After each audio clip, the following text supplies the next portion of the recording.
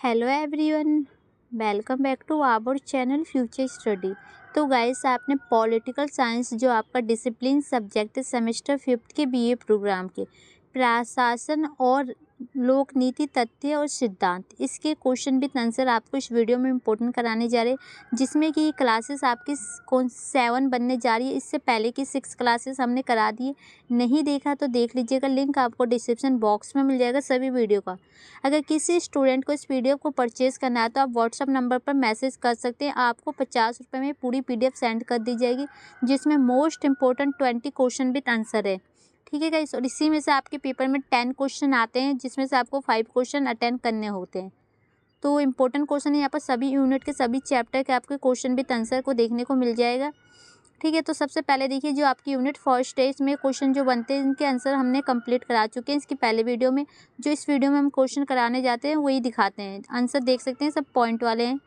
Chapter second भी हमने complete करा चुके हैं। जो आपकी चैप्टर थर्ड भी कंप्लीट है, प्लस आपका ये जो आपकी यूनिट सेकंड का चैप्टर फर्स्ट कंप्लीट है, यूनिट सेकंड का सेकंड चैप्टर इस वीडियो में हम कराने जा रहे हैं। ये सभी क्वेश्चन हो चुके हैं। देखिए, जो आपका चैप्टर सेकंड है यूनिट सेकंड का, इस क्वेश्चन का आंसर प्लस एक क्वेश्चन और है, इन दोनों क्वेश्चन का आंसर कराएंगे। क्वेश्चन नंबर 10, इस यूनिट से सिर्फ ओनली 2 क्वेश्चन बनते हैं इस चैप्टर के सेकंड के, तो ये दोनों क्वेश्चन एक ही वीडियो में कंप्लीट करा देंगे। और एंड इसके जो बाकी के क्वेश्चन है वो आपको नेक्स्ट वीडियो में क्लासेस जो आपकी 8 आएगी उसके अकॉर्डिंग मिल जाएगी। हो सकता है तो जल्दी से जल्दी आपकी सारी जितनी भी वीडियो में क्वेश्चन है सब कंप्लीट कराने की कोशिश करें पेपर से पहले। तो देखिए क्वेश्चन, प्रशासनिक प्रबंधन के महत्व या लाभ को बताइए। सबसे पहले देखिए, इसके महत्व या लाभ एक ही होता है, कुछ भी आप बता सकते हैं, ये आपके पेपर में विशेषता भी पूछा जा सकता है। तो ये बताने से पहले सबसे पहले आपको बताना होता है कि जो प्रशासनिक प्रबंध का अर्थ, मतलब अर्थ क्या है, आप ये कह सकते हैं वो कहते किसे हैं या होता क्या है, इस टाइप से आपको बताना चाहिए, या परिचय आप लिख सकते हैं। तो देखिए, प्रशासनिक प्रबंध एक शब्द है जिसका संबंध संगठन की संपूर्ण संरचना को डिजाइन करने और प्रबंधित करने से है। तो देखिए, जो प्रशासनिक प्रबंध क्या होती है, एक डिजाइन के अकॉर्डिंग देखा जाता है, जिसको जो संगठन होता है ना उसकी संरचना को डिजाइन करना से संबंध रखता है। ठीक है, इसमें आज के तेज गति वाले माहौल में निरंतरता सुनिश्चित करने के लिए संगठन की दिन प्रतिदिन गतिविधियों की निगरानी करना शामिल है। तो जैसा कि आपको पता है कि आज के जो माहौल का टाइम चल रहा है उसमें जो भी गतिविधियां होती है उनकी निगरानी के लिए इसको किया जाता है। ठीक है, प्रशासनिक प्रबंध एक प्रशासनिक सिद्धांत, और ये एक सिद्धांत भी होता है जो एक औपचारिक प्रशासनिक संरचना बनाने, प्राधिकरण का एक उचित पदानुक्रम विकसित करने और उनके प्रमुख कार्यों को और जिम्मेदारियों को तय करने और संगठन के भीतर श्रम के उचित विभाजन पर केंद्रित है। तो ये सभी के अकॉर्डिंग इसको, इनके जो जिम्मेदारियां होती है, कार्य होते हैं, इनके अकॉर्डिंग संगठन के भीतर जो भी विभाजन होता है उस पर केंद्रित होता है। यह प्रत्येक संगठन के लिए बहुत महत्वपूर्ण कार्य, और ये सभी संगठन होते हैं उनके लिए बहुत ज़्यादा ही महत्वपूर्ण कार्य माना जाता है, जो लोगों के माध्यम से सूचना के प्रबंधन को समझ बनाता है और जो सूचना आपको बनाता है। प्रशासनिक प्रबंध संगठन के भीतर सूचना प्रवाह पर नज़र रखते हैं ताकि बेहतर उत्पादन के लिए सभी संसाधनों का कुशलतापूर्वक उपयोग किया जा सके। तो देखो, जो उत्पादन होता है उस पर भी निगरानी रखी जाती है, इसका इसलिए कि जो संसाधन है उसे कुशलतापूर्वक अच्छे तरीके से उसका हम प्रयोग कर सकते हैं, उपयोग कर सकें। तो ये थे आपको कि प्रशासनिक प्रबंध का अर्थ के अकॉर्डिंग लिख सकते हैं या क्या होता है। अब देखिए कि जो प्रशासनिक प्रबंध का महत्व या लाभ पेपर में आ सकता है, तो ये आपको पॉइंट लिखने होंगे, तो हम आपको बताते हैं।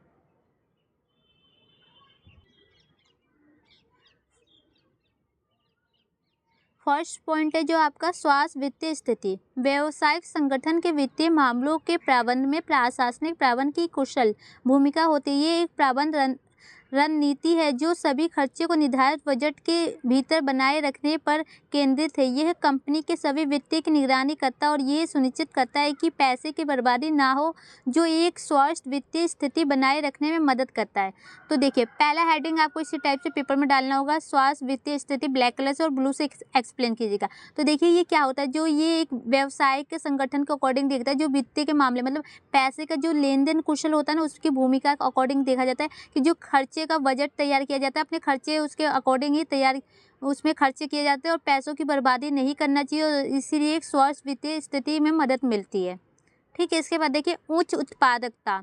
इसका उद्देश्य अधिकतम उत्पादन प्राप्त करने के लिए सभी संसाधन का बेहतर सामान्य प्राप्त करना, मतलब कि जो आपके संसाधन होते हैं ना उसे अच्छी तरह से और बेहतर संसाधन प्राप्त करने में प्रयोग आता है।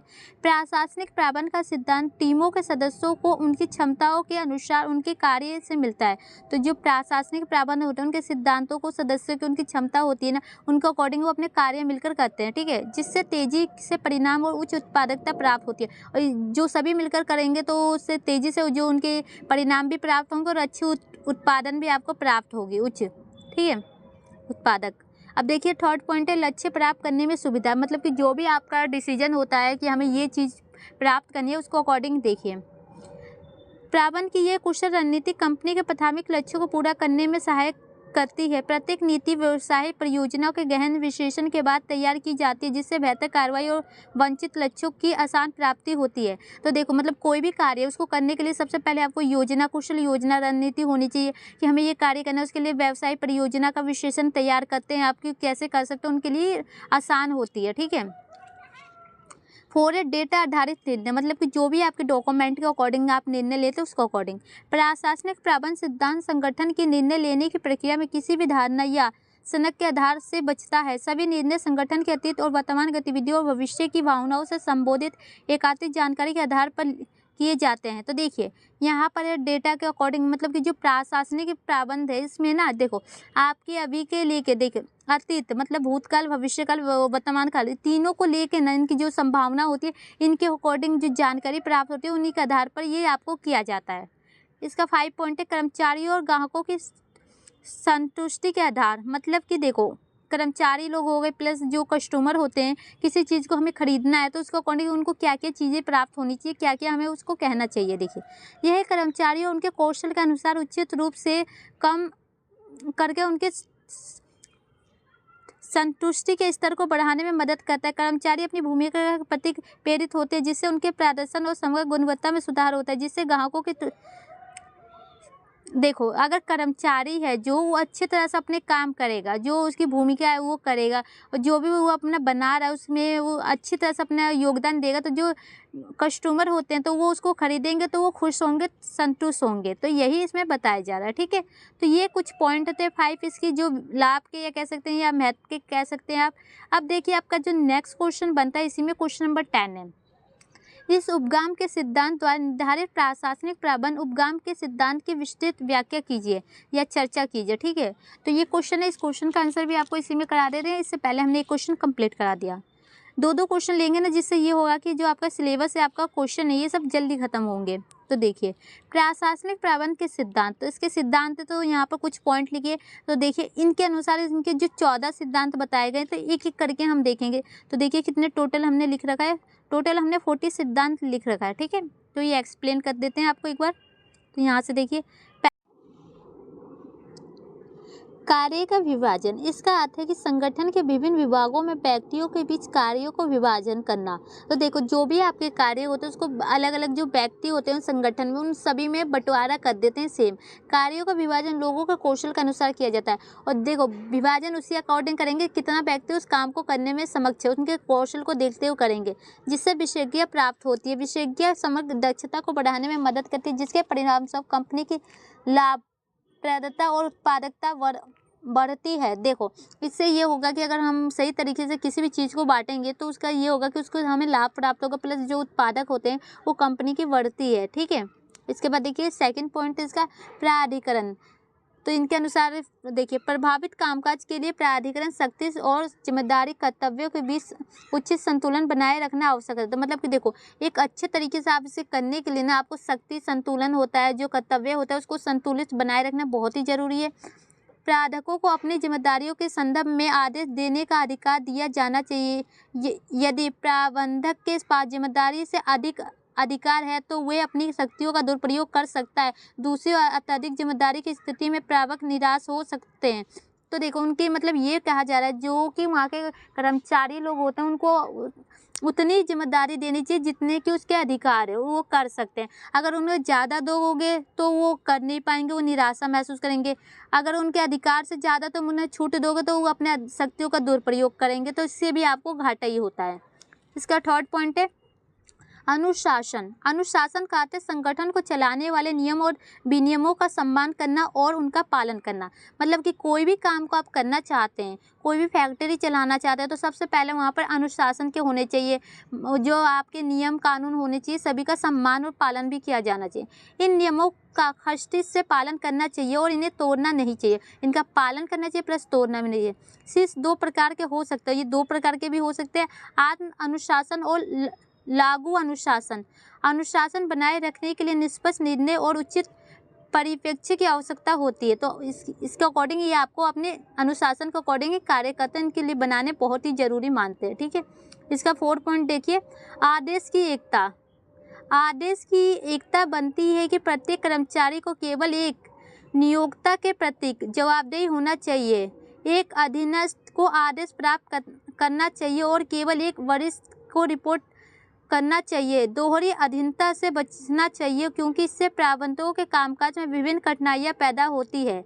तो देखिए यहाँ पर मतलब बताया जा रहा है कि सिर्फ आपको एक व्यक्ति के द्वारा ही इसे देखना चाहिए, उसके प्रति जवाबदेही होना चाहिए, उसको अकॉर्डिंग कार्य रिपोर्ट तैयार करनी चाहिए। दोहरी मतलब डबल नहीं देना चाहिए, जिससे ये उनको कठिनाइयों को भी पैदा हो सकती है कामकाज में। ठीक है, इसकी 5 पॉइंट है, दिशा की एकता। दिशा की एकता का अर्थ है कि एक ही उद्देश्य की दिशा में काम करने वाली टीम के सभी सदस्यों को एक ही योजना का उपयोग करके एक वरिष्ठ द्वारा निर्देशित किया जाना चाहिए, जिससे संगठन द्वारा किए जाने वाले कार्यों का उचित समन्वय हो सकेगा।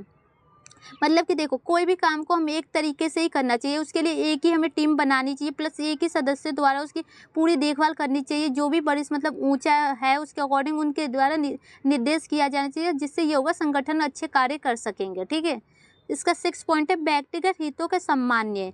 हित के अधीन करना, इसका अर्थ है कि प्रबंधक को संगठन के हित को सदैव सर्वोच्चतम रखना चाहिए। किसी भी व्यक्ति या समूह के हित को अधिक महत्व नहीं दिया जाना चाहिए। यह कंपनी के सामान्य हित पर हावी नहीं होना चाहिए, अन्यथा इससे संगठन का पतन हो सकता है। तो देखो, कोई भी संगठन है, उनके जो व्यक्तित्व के जो सम्मान है, मतलब सबको बराबर का अधिकार देना चाहिए, किसी को विशेष नहीं देना चाहिए, और कंपनी अपने अकॉर्डिंग ही उन्हें रखना चाहिए। नहीं तो ये ऐसा होगा, अगर उन्हें ज़्यादा ही महत्व दिया जाने लगा तो वो अपने संगठन का पतन भी हो सकता है, वो कामकाज पर ध्यान नहीं देंगे। तो देखिए, तो गाइस इसका 7 पॉइंट है, परिश्रमिक। मतलब कि इसमें बताया जाएगा कि जैसे कि कामकाज वाले जो लोग होते हैं उनको उनके वेतन के अकॉर्डिंग ही रखना चाहिए, प्लस एक अच्छे कार्यकर्ता को रखना चाहिए। इसमें सभी कर्मचारियों को उनके द्वारा किए गए कार्य के अनुसार उचित परिश्रम का भुगतान करना चाहिए। मतलब कि देखो, कोई भी कार्य किया जा रहा है किसी कर्मचारी द्वारा, उसके अकॉर्डिंग उसको पैसे भुगतान देने चाहिए। कंपनी को उचित परिश्रमिक नीति अपनानी चाहिए, क्योंकि ये कर्मचारियों के संतुष्टि स्तर को प्रभावित करता है। योग्य कर्मचारी प्राप्त करने और बेहतर प्रदर्शन प्राप्त करने के लिए अच्छे परिश्रम की आवश्यकता होती है। जैसे ही आप योग्य करेंगे उसके अकॉर्डिंग आपको इनकी आवश्यकता पड़ेगी। पॉलिसी में वित्तीय और गैर वित्तीय दोनों शर्तों में मुआवजा शामिल होना चाहिए। और जो भी आप पॉलिसी करते हैं, जैसे कोई लोन ही हो गया, उसमें दोनों टाइप से शर्तें रखी जानी चाहिए। इसका 8 पॉइंट है, केंद्रीयकरण।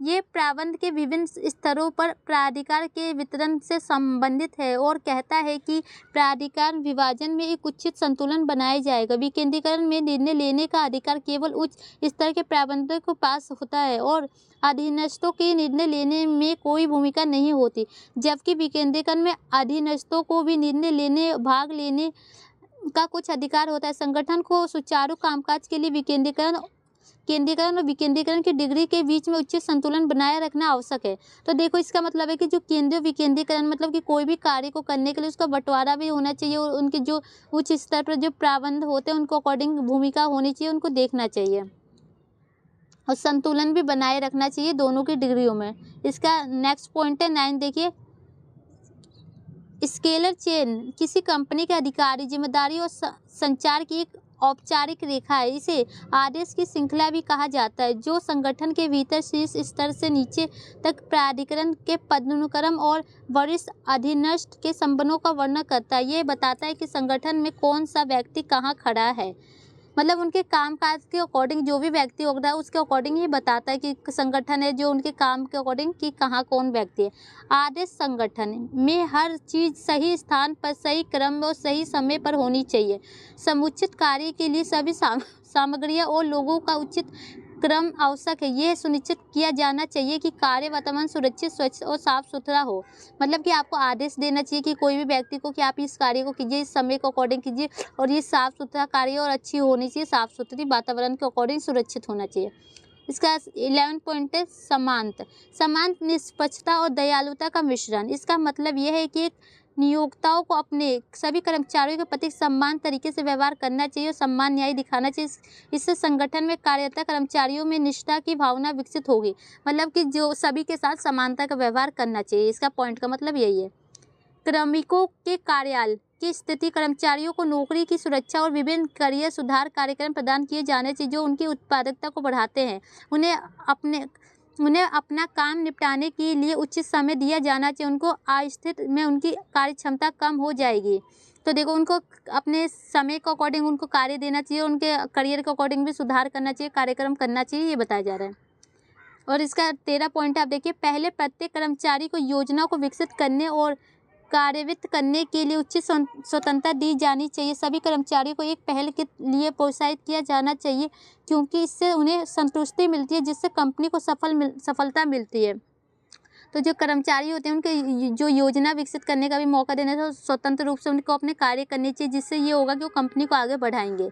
इसका जो नेक्स्ट पॉइंट है, सबसे लास्ट है, देखिए टीम भावना। और इसमें संगठन के भीतर टीम भावना को बढ़ावा देना शामिल है।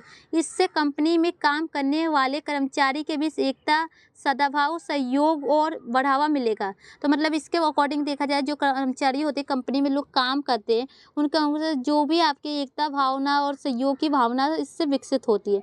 ये किसी भी फूट डालो और राज करो की नीति को रोकेगी, जो ताकत का एक बड़ा स्रोत प्रदान करेगा, जिससे समग्र गुणवत्ता में वृद्धि होगी। मतलब कि जो जैसे कि कहते हैं कि कोई किसी के आगे कुछ देता है, पैसे देता है, लालच की भावना को ही रोकेगा। आप इससे समझ सकते हैं, ठीक है। तो गाइस फाइनली यहाँ पर ये क्वेश्चन खत्म हो चुका है। वीडियो अच्छी लगी तो लाइक शेयर कीजिए। इसमें हमने आपका चैप्टर 2 यूनिट 2 का कंप्लीट करा दिया। अब आपका चैप्टर जो 3 है, इसके अकॉर्डिंग आपका नेक्स्ट वीडियो में क्वेश्चन आएगा जो कि आपके लिए इंपॉर्टेंट है। आप ही देख सकते हैं हमने 10 क्वेश्चन यहाँ तक कंप्लीट किया है। अभी 10 क्वेश्चन आपके बाकी है। तो अगर आप चाहते हैं 10 क्वेश्चन के आंसर एक साथ आप पढ़ना, तो आप PDF को परचेज कर लीजिए। आपको लिंक डिस्क्रिप्शन बॉक्स में मिल जाएगा। और भी क्लासेस का वीडियो को शेयर कीजिए। Thank you.